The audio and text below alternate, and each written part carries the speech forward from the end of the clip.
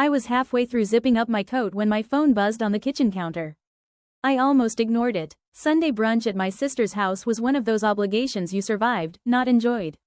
The kind of event where everyone smiled too wide, complimented too loudly, and quietly kept score. I glanced at the screen. Unknown number. Then a second buzz. And a third. Finally, a message appeared. Call me now. Do not go there. L. My lawyer. My stomach tightened so fast it felt like someone had pulled a rope inside me. Lawyers didn't text like that unless something was burning down. I stared at the words, frozen. Then my hands moved before my brain caught up, grabbing the phone and pressing call. He answered immediately. Thank God, he said, voice sharp. You saw it. Saw what? What is this? I don't have time to ease into it, he said. Your sister is planning something today. Something big. I laughed nervously. Planning what? Brunch? This isn't about brunch, he snapped. This is about your inheritance. Your accounts. Everything you own. My throat went dry. What are you talking about? There was a pause, like he was choosing words carefully. 3 days ago, he said, a request was filed with the court. Emergency petition. Guardianship. Conservatorship. My heart stopped. I didn't file anything. I know you didn't, he said. Your sister did. For a moment, all sound drained from the world. She did what? She's claiming you're mentally unstable, he said. That you can't manage your finances. That you're being manipulated. That you're unfit. I couldn't breathe. That's insane. She's asking the judge to temporarily freeze your assets until the hearing, he continued. And do you know who she listed as the temporary financial guardian? I already knew the answer. But he said it anyway. Herself. I felt like the floor tilted. She can't do that. She can try, he said grimly. And the scary part is, she planned this well. My voice trembled. How could she even think of doing this to me? She thinks you won't fight back, he said. She thinks you'll panic, show up emotional, maybe say something that helps her case. I sank into a chair. This is why she invited you today, he said. She wants witnesses, family, friends, people who'll nod along when she paints you as unstable. My mind raced through memories. Her fake sweetness, her sudden invitations, the way she'd been asking questions about my investments lately, pretending it was casual.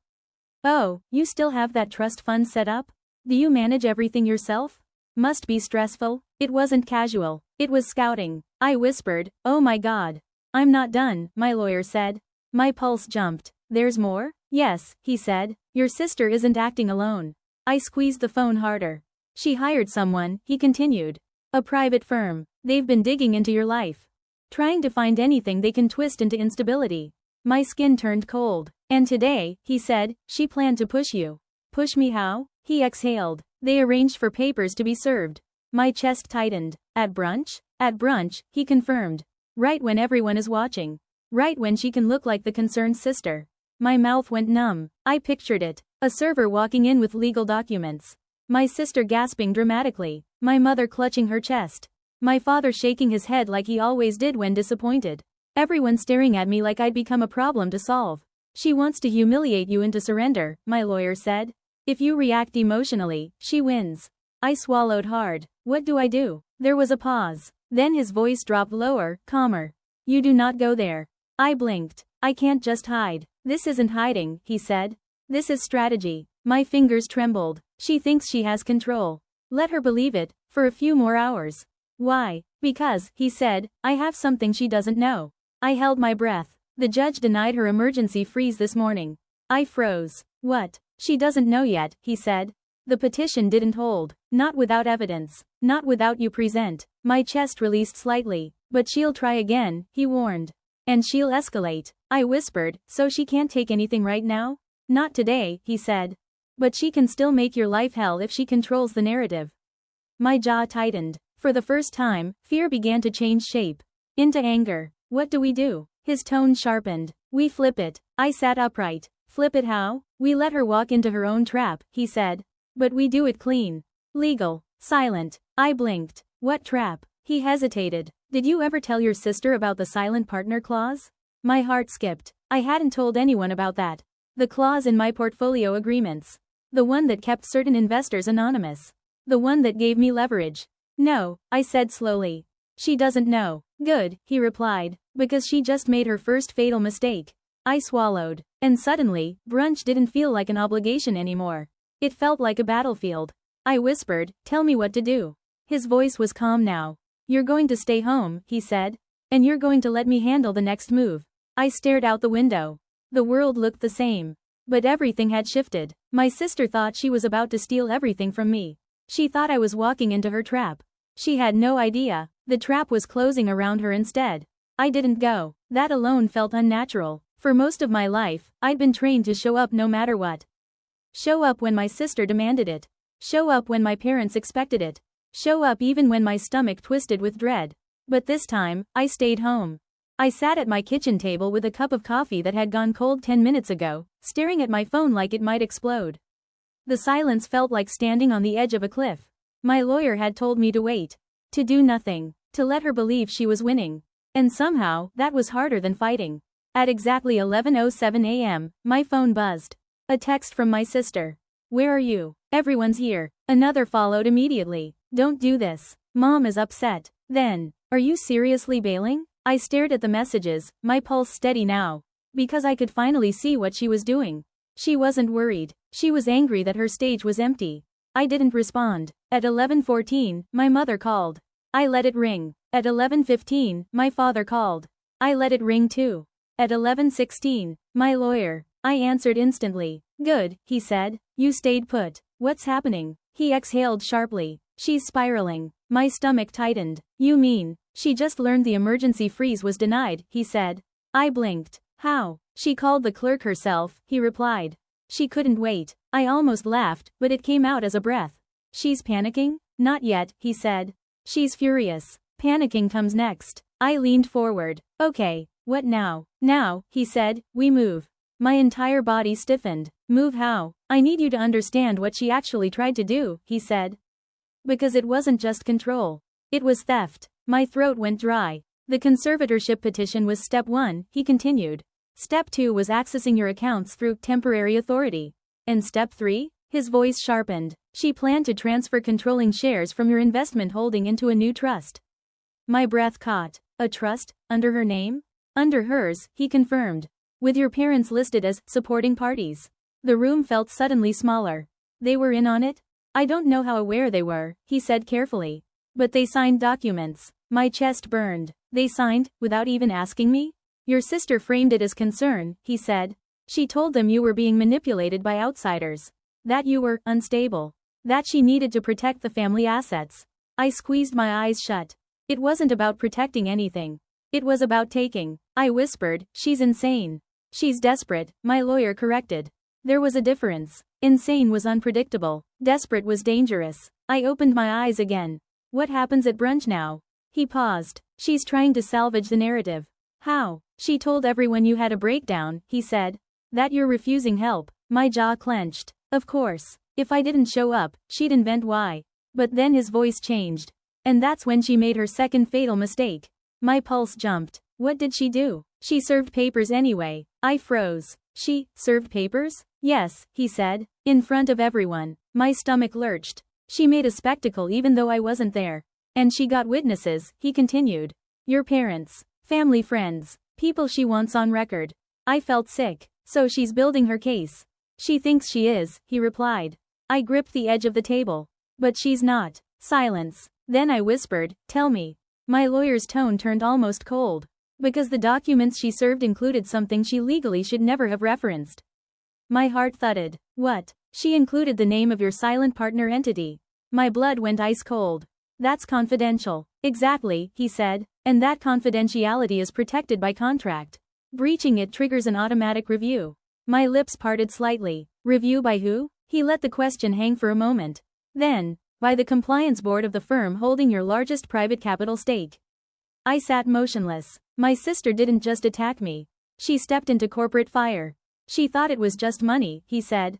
She didn't realize she dragged regulated capital into her petty power play. My voice trembled. What happens when they review? They freeze her, he said simply. My throat tightened. Freeze her how? He exhaled. They investigate anyone who gained access illegally. Anyone who attempted control under false claims. I felt something shift deep inside. The fear was still there. But now it had an edge. So, she's in trouble. She's in enormous trouble, he confirmed. I swallowed. But she doesn't know yet. No, he replied. She thinks she's performing. She thinks she's winning. My lawyer paused. Do you want to see what she wrote in the petition? My stomach twisted. Yes. He sent it. A PDF appeared on my phone. I opened it, and my vision blurred. Subject exhibits signs of instability. Refuses family guidance. Displays paranoid behavior regarding finances. Paranoid. The word jumped off the page. My sister wrote that. Then, recommended immediate temporary guardianship assigned to next of kin for protection of assets. Next of kin. Her. I scrolled further. And then I saw it. A paragraph that made my skin crawl. She has recently been involved with unknown investment entities and may be under influence of unverified advisors. Unknown entities. She was fishing, trying to drag my private contracts into public court. I whispered, she wanted the judge to hand her my life. She wanted to own you, my lawyer said quietly. My hands shook. I trusted her. He didn't respond, because we both knew the truth. I had never trusted her. I had only hoped she'd someday stop competing with me. Stop resenting me. Stop trying to erase me. But she never had. I sat back, breathing slowly. What do we do now? My lawyer's voice became very calm. We don't react emotionally. Okay. We don't confront her directly. Okay. We let her take the next step. My brows knitted. What next step? She'll escalate, he said. She'll come to you. I frowned. She'll come to me? She needs you present for the hearing, he said. And now that the freeze failed, she'll try intimidation. I exhaled. So she'll threaten me. Yes. I stared at my phone screen. Then, as if summoned by the thought, the doorbell rang. Once. Then again. Sharp. Insistent. My stomach dropped. I didn't move. Then, a voice outside. My sister's voice. Open the door. My pulse slammed. She wasn't waiting. She wasn't planning. She was here. Right now. I stood slowly, every muscle tight. She pounded again. This is ridiculous. You can't hide from family. Family. The word tasted bitter. I walked toward the door but didn't open it. What do you want? I called through the wood. Her voice turned instantly sweet. I'm worried about you. I almost laughed. Worried. Of course. I brought mom and dad, she said. My throat tightened. Then I heard my mother's voice. Soft, pleading. Please, just talk. And my father. Low, heavy. This has gone far enough. My heart hammered. They were all here. At my house. On my doorstep. My sister spoke again, quieter. If you don't open this door, she said, you're proving my point. Point. Her point. That I was unstable. That I was hiding. That I needed control. I felt the trap closing. But then, my lawyer's voice echoed in my mind. Let her take the next step. I placed my hand on the doorknob. Not to surrender. Not to beg. But to finally stop running from what she was.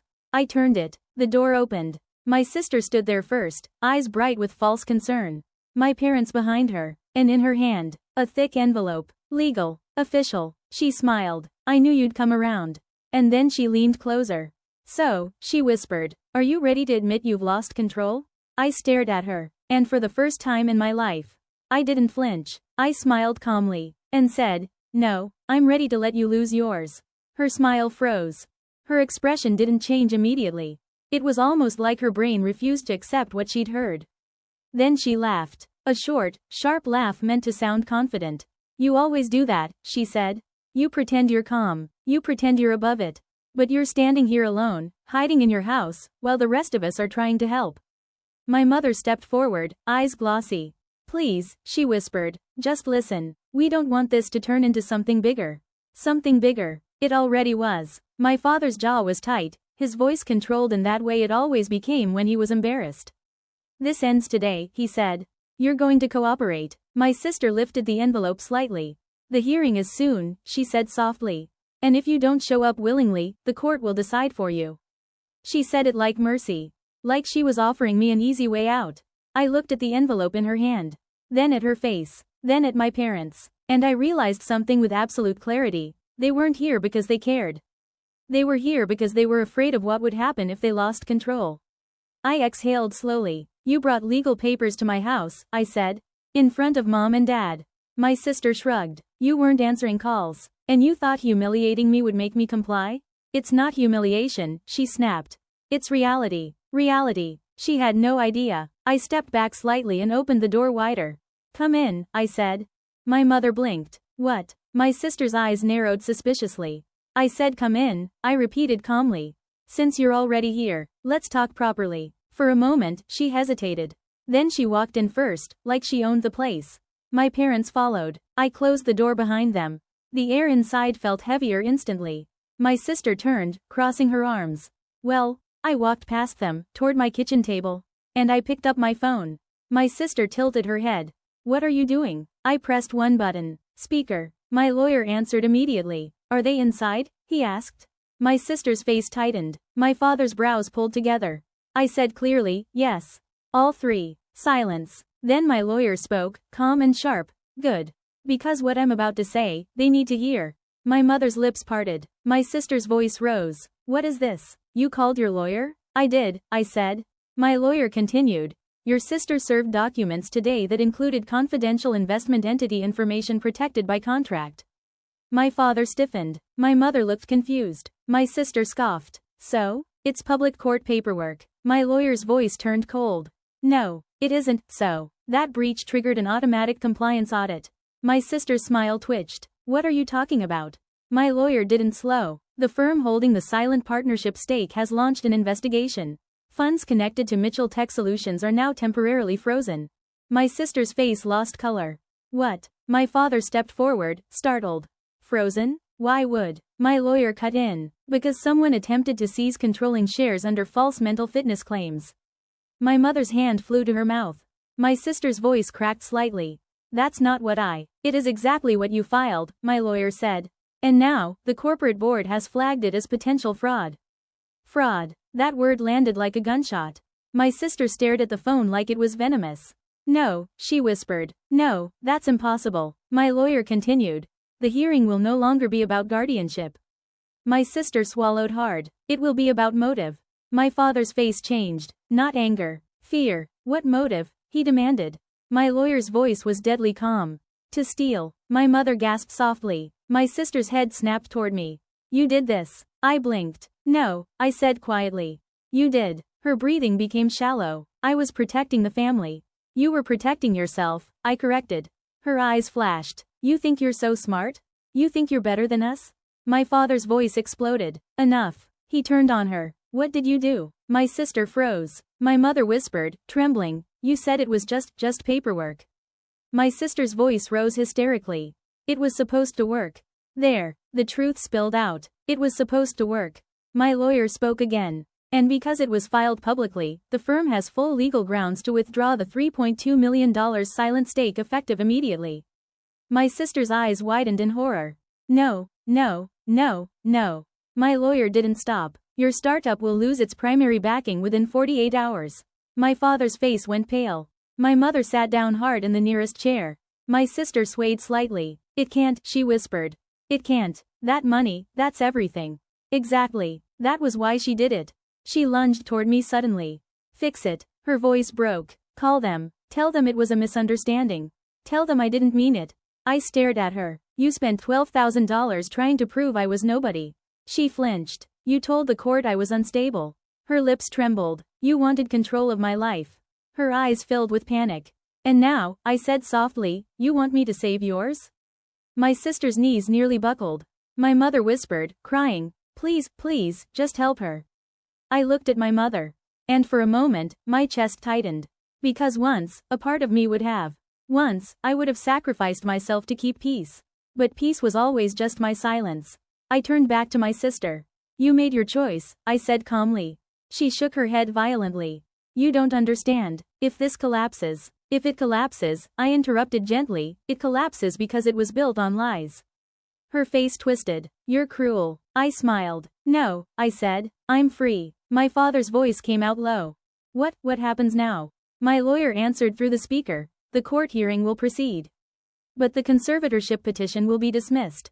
And a counter-report will be filed regarding attempted financial coercion. My sister whispered, horrified, you're going to ruin me. I tilted my head. You tried to erase me. Silence filled the room. The air was thick with consequence. My sister suddenly turned, grabbing her coat. I need to make calls, she muttered. Her hands shook so badly she could barely unlock her phone. She stumbled toward the door. My mother tried to follow. Wait, my sister spun. Don't. Her voice was sharp, desperate.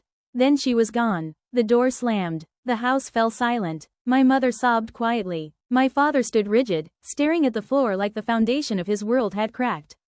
And I stood there, breathing evenly.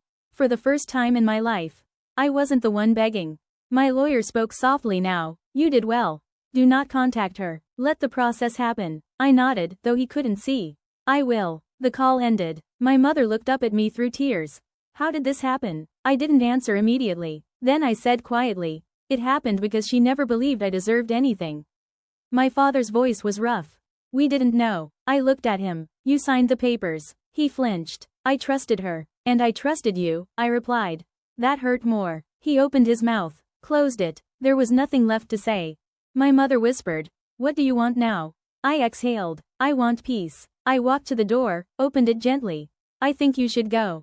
My mother stared. My father stiffened. But slowly, they left. No shouting. No dramatic fight. Just the sound of footsteps retreating. And then, silence. I locked the door. I leaned my forehead against it for a moment. Not from sadness. From release. My phone buzzed. A notification. One simple email. Confirmation. Silent partnership withdrawn. I stared at it, then smiled faintly. Not because my sister was falling, but because the truth had finally stood upright. She paid $12,000 to prove I was nobody. And in doing so, she proved exactly who she was. I wasn't nobody. I never was. I was simply the one person she could never control. And that night, she lost everything trying.